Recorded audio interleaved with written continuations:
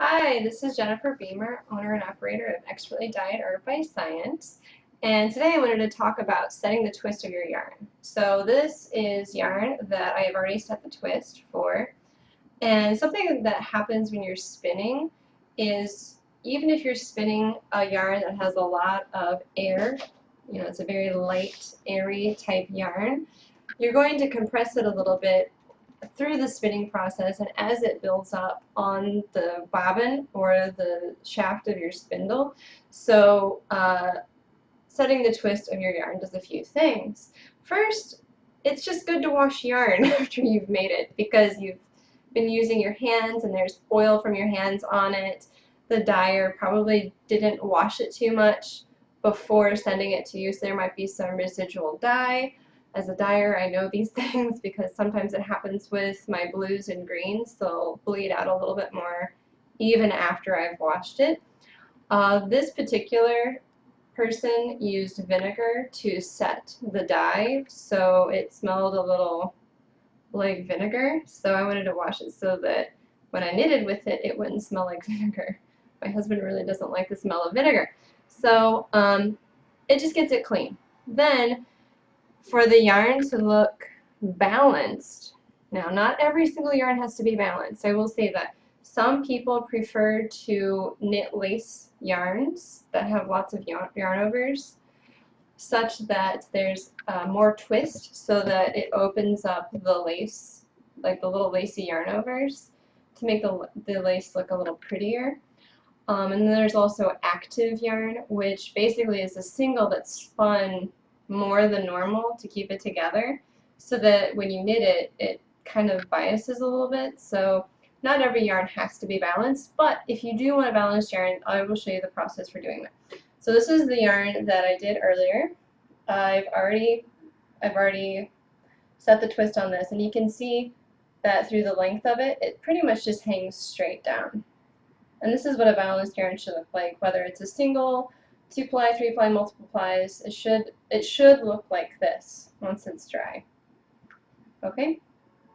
Another reason why you might want to set the twist on your yarn is that's also when you would do a fulling process. Fulling is actually a felter's term, and to try and explain, basically what you're doing is you're trying to get the fibers to poof out a little bit, and you do that by beating it up a little. You do this a lot with cashmere, which actually sounds kind of tragic because cashmere is such a soft, delicate, and super expensive fiber. Why would you want to sort of felt it and make it poofy and basically beat it to death? It just works. Let me tell you, it just works. So, alpaca is another one. I guess it's still considered a luxury yarn or fiber, even though it's becoming more and more regularly found in the market. Which is actually the yarn that's on here is an alpaca cultivated silk blend. Anyway, so because our bathroom is super, super teeny and red, I didn't think it was going to be good to do a video of me actually washing this, but I will describe what I did. So I filled up the sink basin with water you would wash your face with, so it's kind of warm, but not anything you would want to get into a bathtub filled with because it wouldn't feel as relaxing. So I just filled it with sort of warm-ish water. I put a teeny little bit of soap in the wash water before I put the yarn in. Now I will make a note here that I prefer to use the same washing detergent as I use for all my other clothes, even though I sometimes make delicate things. And the reason being is I just don't like having a lot of extra chemicals that I use for washing certain things. So I've had knitted things for 7 years and I wash them all the same way and I still look and feel fine. So maybe it's a preference, maybe if you want you can do your own experimentation, but I just think it's a little overkill for my taste. Anyway, so you fill up the wash basin with the soap and the water, and then you just drop in your skein, kind of like this. Okay? Now the most important thing to do is don't squish or compress your yarn in the water. You're going to felt it together. If that's what you want, fine. But if it's not what you want to do is kind of pat it down gently, like this. Slow is good. If you go too fast, you'll cause too much agitation, and it would be akin to putting it in the washing machine, so don't do that. Okay?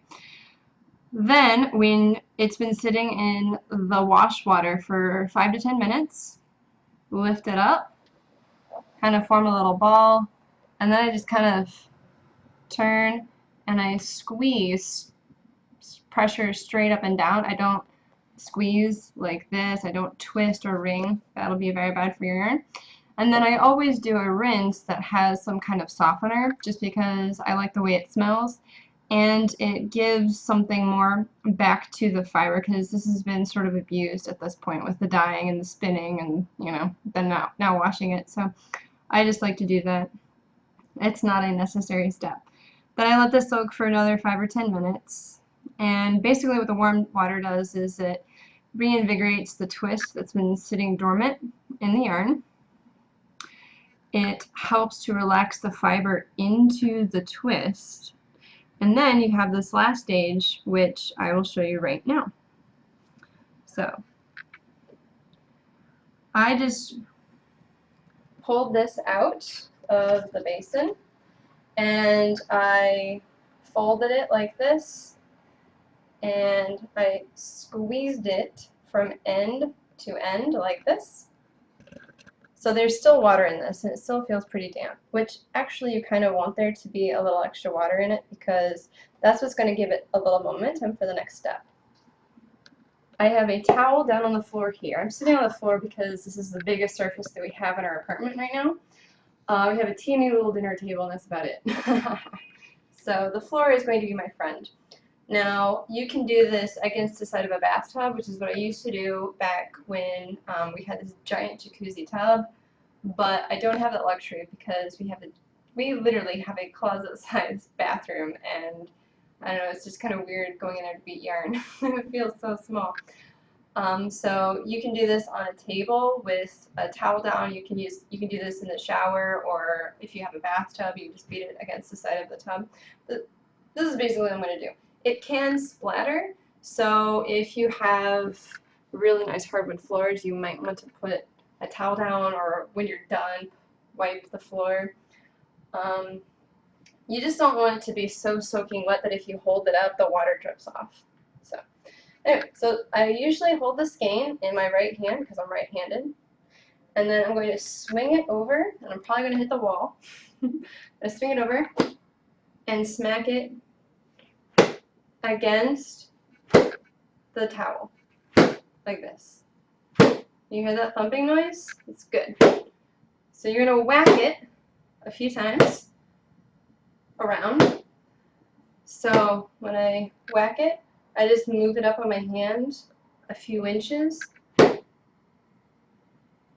then I give it another whack.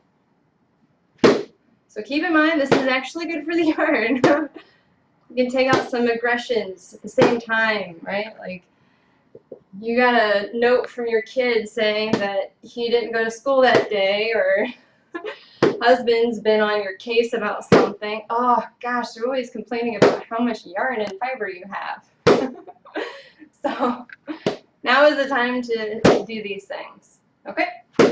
So when you're done and you hold up your skein of yarn, it should be essentially the same as the dry skein that I have here, where it's not really twisting at the end. The reason why this one looks longer than this one, even though that I skeined them on the same niddy-noddy, this one is dry and the yarn has poofed up a little. I don't know if we can get a close-up here of the yarn.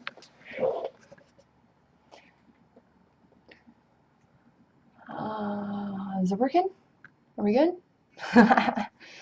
So the yarn on the right, the fiber in each ply has softened and poofed up a little. On the left here, it's still a little bit wet, so it's not going to be as poofy just right now. it will look essentially the same once it's dry, fully dry. And then, yeah, that's pretty much it. So then I'll have 2 matching skeins of yarn, and I think in total this is about 360 yards of a 3-ply fingering weight yarn. And I'm probably going to make a shawl out of it because it's got this sparkly stuff in there that I think would look really nice as a shawl. So you just let this air dry somewhere. I have a drying rack. I have a drying rack at that we put all of our clothes on because there's no dryers in Korea. Um, if you're having a hard time with getting this bottom part to not twist, or maybe you're still a beginner and you're over twisting your yarn a little bit, which is better than under twisting actually in my opinion. What you can do is, and this is something that I've done in the past, is that you apply a little bit of tension. You can hang this on a hook or a hanger, and then you can put just a couple of hangers here at the bottom, just plain old plastic hangers, or you can put a hanger with a small face towel or a couple of washcloths on the end to give it a little more tension, and that will help keep the yarn from twisting more like this. So it sets the twist with tension. But I find that with the way that I spin, almost every single yarn that I make, I don't need to add tension to it, except for the singles, which most people will have to add tension to in order to keep it from twisting. So anyway, hopefully this video has been useful for you, learning how to set the twist of your yarn. And if you like this video, please click the little thumbs up button at the bottom. Subscribe to my channel if you want to see more videos. I always listen to my comments, and if you have questions, I will reply to those as well. I also have a growing queue of videos to be made, so hopefully I'll be able to get to those soon. I don't have all of the materials I need just yet, so still waiting on my drum carder. Hopefully it's waiting for me today. Anyway, so again, subscribe, like, follow me on Twitter or Facebook, and yeah, hopefully there will be another video very soon. Alright, thanks. Bye.